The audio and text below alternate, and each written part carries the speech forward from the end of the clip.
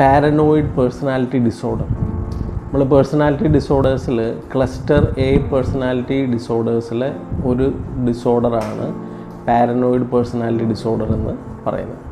Paranoid personality ഡിസോർഡറിൻ്റെ ഒരു പ്രത്യേകത എന്ന് പറഞ്ഞാൽ സംശയാസ്പദമായ സാഹചര്യങ്ങളില്ലാതെ തന്നെ മറ്റുള്ളവരെ അവിശ്വസിക്കുകയും സംശയിക്കുകയും ചെയ്യുന്ന ട്രെയ്റ്റ് ഉള്ള ആൾക്കാരാണ് പാരനോയിഡ് പേഴ്സണാലിറ്റി ഡിസോർഡർ ഉള്ള വ്യക്തികൾ. മറ്റുള്ളവർ തങ്ങളെ അപമാനിക്കാനോ ഉപദ്രവിക്കാനോ ഭീഷണിപ്പെടുത്താനോ ശ്രമിച്ചുകൊണ്ടിരിക്കുന്നു എന്നുള്ള രീതിയിലാണ് അവരുടെ തോട്ട് പ്രോസസ്സ് വർക്ക് ചെയ്യുക. പാരനോയിഡ് പേഴ്സണാലിറ്റി ഡിസോർഡർ ഉള്ളവർ മറ്റുള്ളവരുടെ വിശ്വാസ്യതയെ സംശയിക്കുന്നവരും മറ്റുള്ളവർ തങ്ങളെ ചൂഷണം ചെയ്യാൻ ശ്രമിക്കുന്നു എന്ന് വിശ്വസിക്കുകയും ചെയ്യുന്നവർ. അങ്ങനെയുള്ള വ്യക്തിപരമായ കാര്യങ്ങൾ മറ്റുള്ളവരോട് വെളിപ്പെടുത്താൻ അവർ വിമുഖത കാണിക്കുന്നവരാണ്.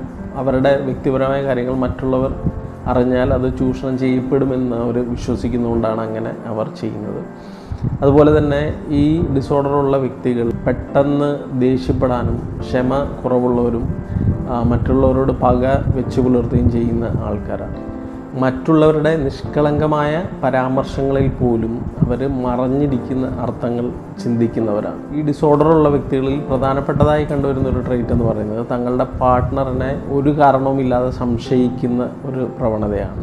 ഇങ്ങനെ സംശയാസ്പദമായും മറ്റുള്ളൊരു വിശ്വാസമില്ലാതെയും ഉള്ള ഒരു ചിന്താരീതിയും പ്രവൃത്തികളുമാണ് ഈ പേഴ്സണാലിറ്റി ഡിസോർഡർ ഉള്ളവർ കാണിക്കുന്നത്. ഈ വ്യക്തികൾ സ്വയമായി ട്രീറ്റ്മെൻറ്റിന് വരാനുള്ള ചാൻസ് വളരെ കുറവാണ്. ഇവർ വരാൻ സാധ്യതയുള്ള റീസൺസ് എന്ന് പറയുന്നത് അവർക്ക് ആൻസൈറ്റിയോ ഡിപ്രഷനോ വേറെ എന്തെങ്കിലും കാരണം കൊണ്ട് ആൻസൈറ്റിയോ ഡിപ്രഷനോ വന്നു കഴിയുമ്പോൾ ഒരു സൈക്കോളജിസ്റ്റിനോ സൈക്യാട്രിസ്റ്റിനോ വന്ന് കാണുമ്പോൾ ഡയഗ്നോസ് ചെയ്ത് ഈ ഒരു ട്രെയ്റ്റ് കണ്ടുപിടിക്കാനുള്ള സാധ്യതയാണ് കൂടുതൽ ഉള്ളത്.